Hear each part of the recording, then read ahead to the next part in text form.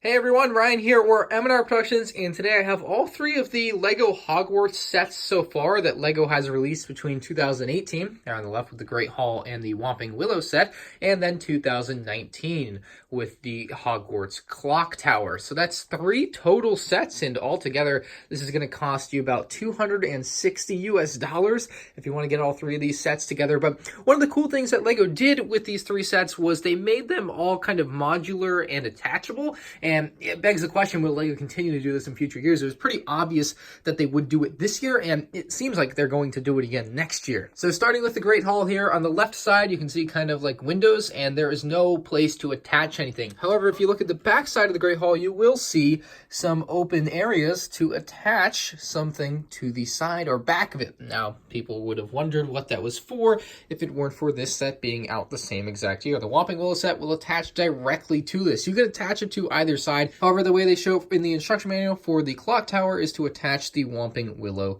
to the right side. So today's video obviously is going to be showing you how all three of these look when attached. And they do show it in the back of this instruction manual, and let's do it. So attaching the Great Hall to the Whomping Willow set is actually pretty easy. You just have a couple of open Technic holes there on the backside. You of course have a couple Technic pins on the Whomping Willow set. Obviously it does also include the tree, but I didn't put the tree in here just because it was going to be in the way. I figured I could get away with the car being there because it kind of gets dragged along with it. But if you line these up and push the Technic pins in, there you go. You have it connected. And for all of 2018 and much of 2019, that's all you had to look at as far as the two combinable Harry Potter Hogwarts sets. Now, it became pretty obvious that they would add on to that because they left open pins on either side of this type of build here. So LEGO released this clock tower to attach to the Whomping Willow. So putting together the Whomping Willow and the Great Hall is also a breeze. You literally just line up the things here and you're going to push them in, and there you go, it's all together. Now when it's all together like this, you absolutely should not try to pick it all up. It is going to crumble into pieces. Perhaps if you had three people all in sync, you could pick this whole thing up, but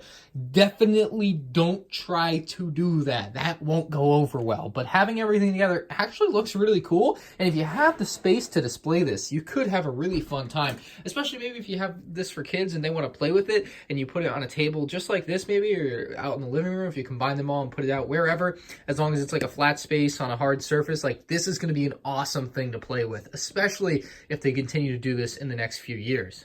It also makes for a really fun display, obviously, along with all that play you can have. But yeah, the exterior, it all is pretty seamless. They've kept the same exact building techniques and designs for the most part from set to set, which is very important, especially if they keep doing this more and more years into the future. You don't want your Great Hall to look like it was from 2000, and then whatever else they come out with to look like it's from 2020. So it will definitely be important for LEGO to keep the same kind of building techniques and style throughout the years if they do continue to do this. I do encourage you guys to comment down below if they do add on to the clock tower, or if they add on to the other side of the Great Hall. What should they add on? I really don't know, so I'd love to get some comments below, but I do want to flip this around so I can show you guys the interior when it's all combined. So with everything together here, you can really see the grand vision of this entire Hogwarts playset. Obviously, LEGO did release the giant micro-scale Hogwarts, but this is something different that they're doing. They didn't want to release a giant, like, UCS Hogwarts that you had to spend $700 on.